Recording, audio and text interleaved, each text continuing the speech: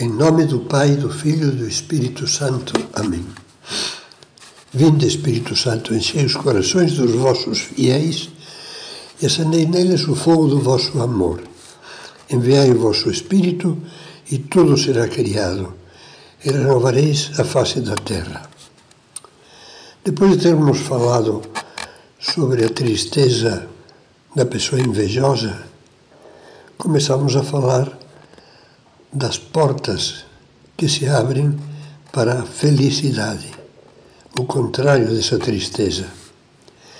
E já vimos duas delas. A fidelidade, víamos a primeira porta, chamávamos assim, a porta da gratidão. A segunda porta, a porta da fidelidade à nossa vida. Quer dizer que, em vez de invejar o campo do vizinho, valorizemos e cultivemos o nosso. Pois agora vamos abordar uma terceira porta, que poderia trazer gravadas estas palavras. Porta do amor generoso. No pequeno catecismo da primeira comunhão, ao lado de cada pecado capital indicava-se o antídoto, ou seja, a virtude contrária. Contra a soberba, humildade. Contra a gula, temperança.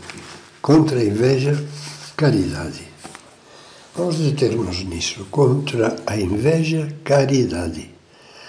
O contraste entre inveja e caridade expressou muito bem Santo Tomás de Aquino com estas palavras. A inveja, por razão do seu objeto, é contrária à caridade, ao amor, que é a fonte da vida espiritual da alma, conforme lemos na primeira epístola de São Paulo, capítulo 3, versículo 14. Nós sabemos que passamos da morte para a vida porque amamos os irmãos.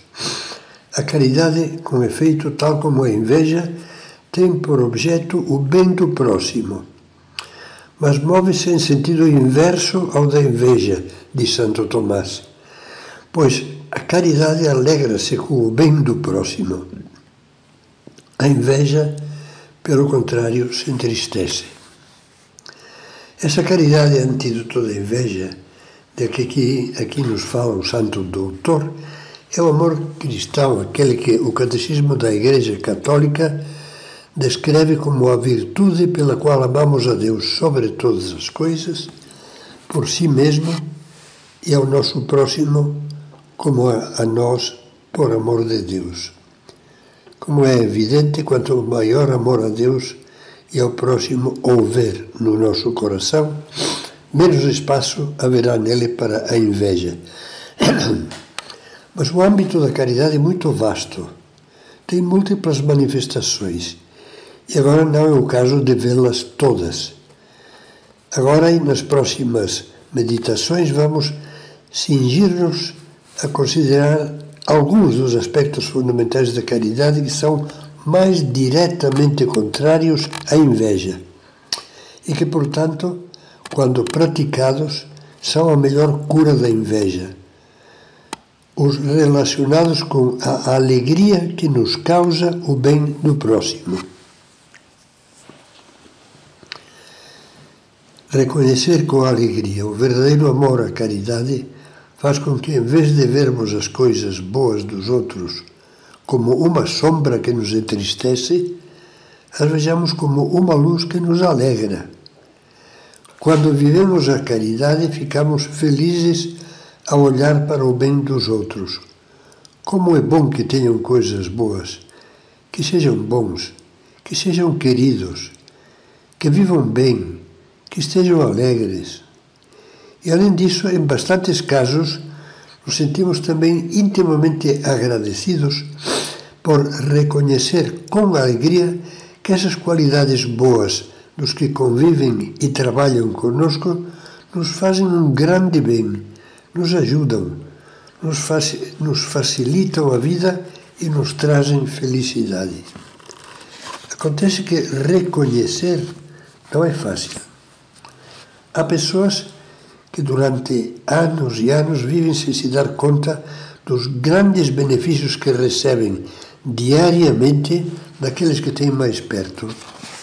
Não são capazes de valorizar, por exemplo, a bênção que é para ele o carinho e a dedicação dos pais. Ou, no caso dos esposos, o sacrifício constante e mesmo heróico da esposa ou do marido. Vivem como toupeiras cegas, usufruindo da bondade e da generosidade dos que os cercam, sem se aperceberem disso. E o que é pior, às vezes os tratam asperamente, sem manifestar quase nunca o seu agradecimento, esquecendo-se de lhes retribuir o carinho, e pelo contrário, reclamando a toda hora. Enquanto nós estamos respirando, nem pensamos no valor que tem o oxigênio. Só quando nos falta o ar é que tomamos consciência da sua necessidade vital. Da mesma maneira, há muitas e muitos que só percebem o valor do carinho, das atenções, da abnegação silenciosa, da paciência dos outros quando estes lhes faltam, quando morrem. Só então se lhes acende à luz um clarão impregnado de tristeza, de remorsos e de lágrimas. Como fui cego, dizem. Como não percebia quanto a minha mulher, ou quanto o meu marido, ou o meu irmão significava para mim. Como é possível que não valorizasse a colaboração daquele colega, ou o exemplo de categoria espiritual e moral que me dava a minha filha e que eu tratei tão mal? Deus poderia dizer-lhes com toda a justiça, por ter sido egoísta, por ter ficado tão fechado em si, não foi capaz de desfrutar dos tesouros de alegria que lhe proporcionavam os que eu pus a seu lado. Acabamos de mencionar de passagem o bom exemplo de uma filha que o pai, infelizmente, não soube apreciar enquanto ela vivia. Estou falando de um caso real que não vou explicitar. Vamos refletir brevemente a propósito disso, sobre um outro aspecto do amor que se alegra com o bem alheio, daquela caridade que está nos antípodas da inveja e que consiste na alegria de aprender dos outros. Quem aprecia os bons exemplos não tem olhos de inveja, mas de admiração afetuosa. Contempla o bem dos outros, concretamente as suas qualidades e virtudes, não como um contraste humilhante para si, mas como um ideal amável a imitar. Não posso deixar de lembrar-me a esse respeito de como me impressionou sempre a alegria refrescante com que o bem-aventurado José Maria Escrivá olhava para as coisas boas dos outros. Ao longo de alguns anos, nos contatos que tive a graça de manter com ele enquanto fazia em Roma estudos de pós-graduação, sempre o vi com sede de aprender dos outros. Não só dos que eram considerados bons e excepcionais, mas de todos, inclusive de pessoas de vida bastante pouco perfeita. Em todos eles, achava algo de bom que aprender e recomendava que se procedesse do mesmo modo. Aprenderemos a descobrir, ele escrevia, muitas virtudes naqueles que nos rodeiam. Dão-nos lições de trabalho, de abnegação, de alegria, e não nos deteremos demasiado nos seus defeitos, a não ser quando for imprescindível para os ajudarmos com a correção fraterna. Esta atitude de São José Maria Escrivá fazia-me recordar o conhecido relato dos primeiros séculos do cristianismo, que não pertence aos evangelhos autênticos, mas que, sem dúvida, lhes reflete o espírito. Conta-se que certa vez ia Jesus com seus discípulos por uma estrada, um caminho, e num dado momento os que caminhavam à frente Tentaram desviá-lo de um espetáculo repugnante. O corpo já em decomposição de um cachorro morto. Diz a lenda que Cristo fez questão de se aproximar e, parando junto do cão, comentou apenas: "Vejam como são brancos os seus dentes, parecem pérolas." Eu nunca vi Monsenhor Escrivá desprezar ninguém, nem desclassificar pessoa alguma, mesmo que lhe tivesse causado um mal. Cada alma, repetia sem cessar, vale todo o sangue de Cristo. Logo que chegou ao Brasil, em maio de 1974, para uma curta estadia de 15 dias, desceu do avião dizendo-nos: "Eu vim ao Brasil para aprender." E ao longo daquelas 2 semanas repetiu palavras semelhantes a essas com uma sinceridade comovente e um entusiasmo contagiante. Lembro-me bem de que num dos seus primeiros encontros com grupos numerosos de pessoas, começou dizendo: "Vim ao Brasil para aprender. Alguns vêm do velho mundo e dizem que vêm ensinar. Não, eu vim aprender. Cheguei a 48 horas e já aprendi muitas coisas." E era assim mesmo. Todos os dias achava naqueles que ia conhecendo coisas boas, simpáticas, exemplares, sugestivas, das quais ele tirava lições encantadoras para a sua vida e para a sua pregação. Será que nós reconhecemos assim as coisas boas, os bens dos outros? Nós nos alegramos assim? Aprendemos assim? Seria muito útil aprofundarmos nisso, fazendo uma reflexão pessoal, um exame de consciência.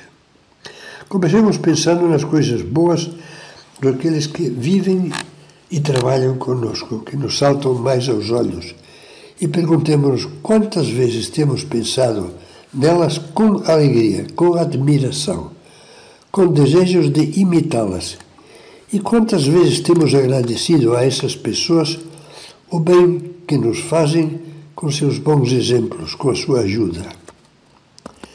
A seguir, recordemos as coisas dos outros que nos incomodam, que nos aborrecem, que nos despertam o espírito de crítica. Talvez fiquemos estarrecidos se pusermos diante dos olhos a lista, nada pequena, das nossas queixas e reclamações. Faltariam dedos nas 2 mãos, mesmo fazendo várias rodadas para contá-las todas. Que desproporção entre o que admiramos e o que criticamos. Não acha que aí há uma injustiça? Não nos envergonha sermos assim? Muitas vezes, infelizmente, pode aplicar-se a nós aquela comparação do carro que, deixando a pista bela e limpa, se mete pelas poças da beira da estrada e fica sem visibilidade, como para-brisa coberto pelos salpicões da lama. Coisa parecida é a que fazemos quando chafurdamos nas poças do nosso egoísmo, do nosso mau humor, das nossas exigências rabugentas, das nossas críticas monótonas. Os olhos nos ficam cheios de lama, e o valor dos outros, o seu exemplo, as alegrias que podem dar-nos e ensinar-nos, permanecem encobertas. Aprendamos mais e agradeçamos mais. Seria ótimo que nos propuséssemos retribuir aos que convivem conosco todos os dias as coisas boas que nos proporcionam, com um sorriso expressivo, com umas palavras amáveis, com um serviço discreto, com uma atenção delicada, com uma mudança de atitude que mostrasse que aprendemos as belas lições que eles nos dão com seus bons exemplos. Eles merecem isso.